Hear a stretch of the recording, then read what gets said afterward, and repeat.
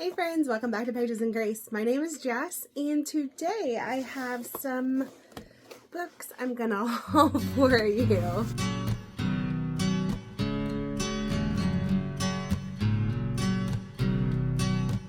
So it's been a while since I've really purchased any books. I've been really trying hard not to buy the books unless I know specifically that I'm going to really enjoy them. They're an author that I like. A lot of these are books that I've already read that I wanted a physical copy for. Some of them I've read years ago that have been on my list to purchase, to have on my shelf and to potentially reread in the future.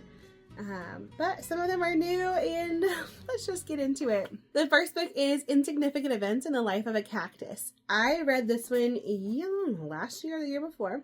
Can't remember. So in this book we follow Avon, who is a middle school girl. She was born without arms.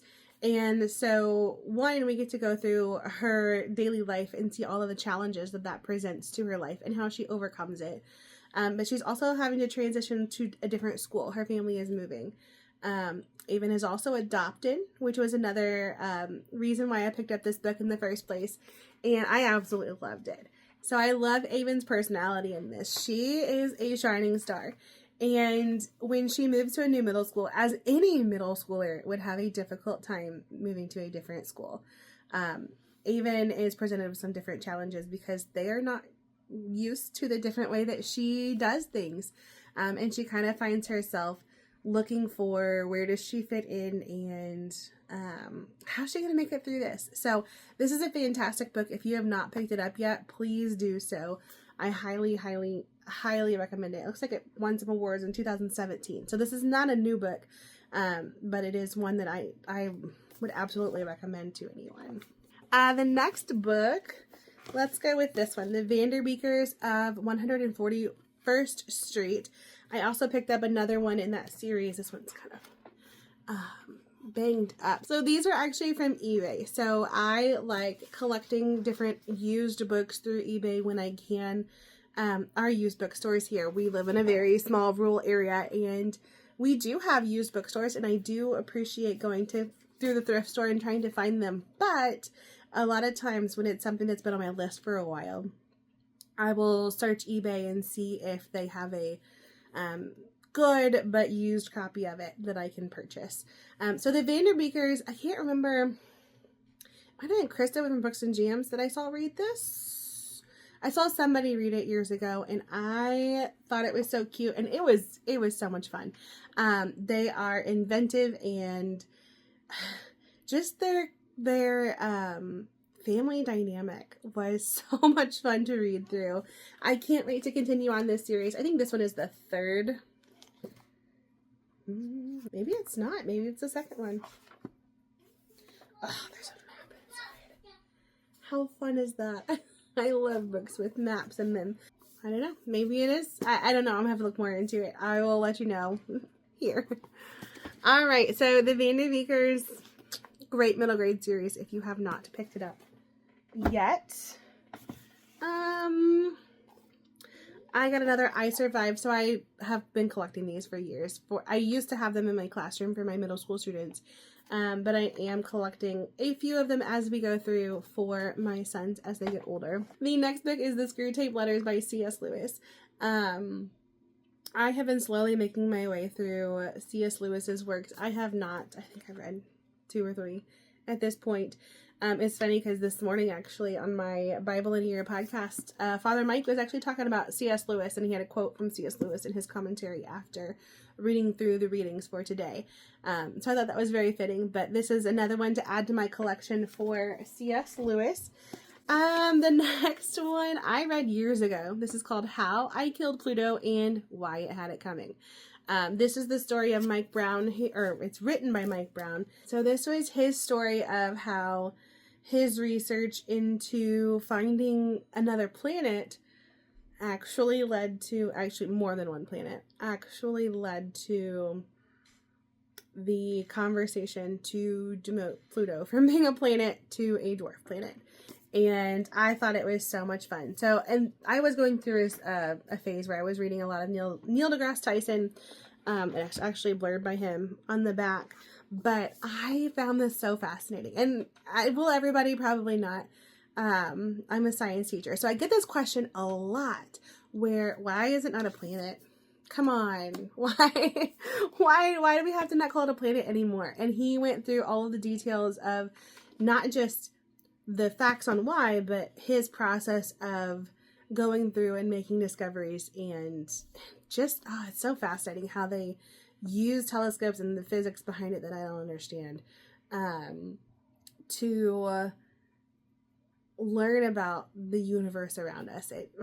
It's fascinating. It's overwhelming sometimes when you really sit down and think about it and you really start to comprehend different things, but I really enjoyed this book. I think I listened to it. It was on Libby.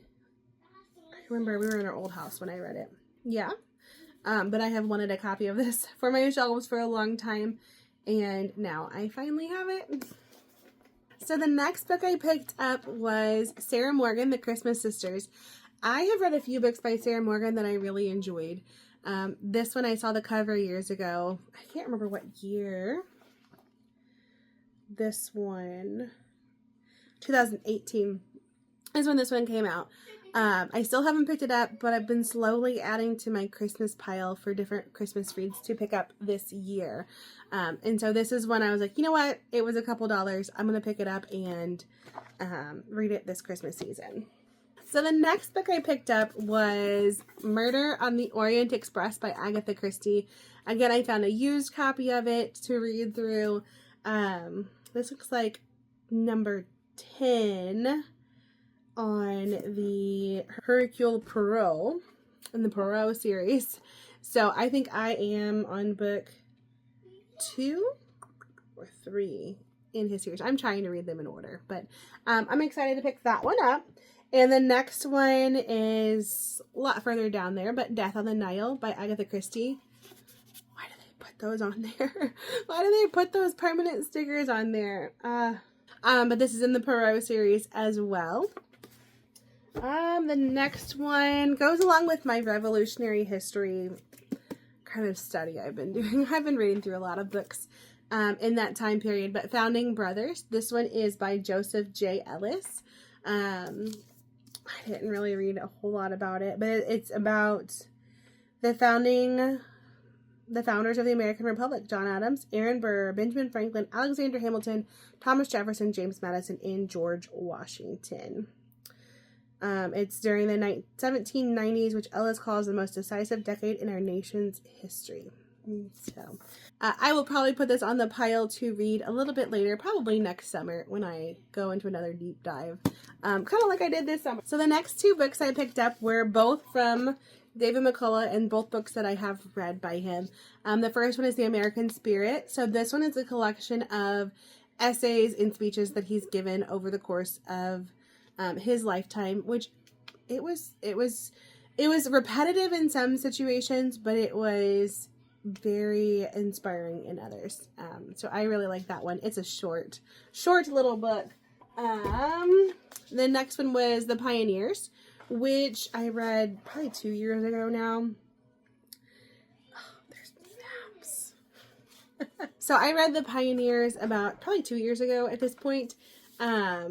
I enjoyed it. It wasn't my favorite of his books. I think I liked John Adams a lot more than this one. It follows the westward expansion into the states of, what was that? Ohio, Indiana, Illinois, Michigan, and Wisconsin. It probably wasn't my favorite of his books, but I did really enjoy it when I read it. There's something about the history of America that I love learning more and more about it as I go through, finding different facets of it that I want to learn more about. So the next 2 books that I picked up were actually from Amazon. I have not ordered a book on Amazon in quite a while. I've been on a book buying ban, and I kind of bought a lot of books here. So the first one that I've read both of these at this point. The first one was Wishtress by Nadine Brandis, and I really enjoyed this one. This was a lot of fun. More of my thoughts on this will be coming in my July wrap-up, so I will tell you more about it there. And the last book I picked up was Vivid by Ashley Bustamante. I really enjoyed this one as well, and I will tell you more about my thoughts on it in my July wrap-up. That cover. I read this one and the second one. I have Chromatic left in this series, and I am waiting. I think the audiobook is supposed to come out, next week, the week after, that I am going to try to pick up. But this one, I don't know, both of these got me back into more of a fantasy, dystopian. I've even picked up a sci-fi book since then, but I am excited to have these for my shelves. So those are the books that I purchased over the last few weeks. I'm excited to finally get to put them away and let them find homes on my shelves. Thank you so much for watching. I really appreciate you taking your time out of your day to spend time talking about books with me. If you have read any of these books, I'd love to hear your thoughts on them in the comments below. And I will see you in the next one. Bye, guys. Whew, survived. He's in there watching a video about planets.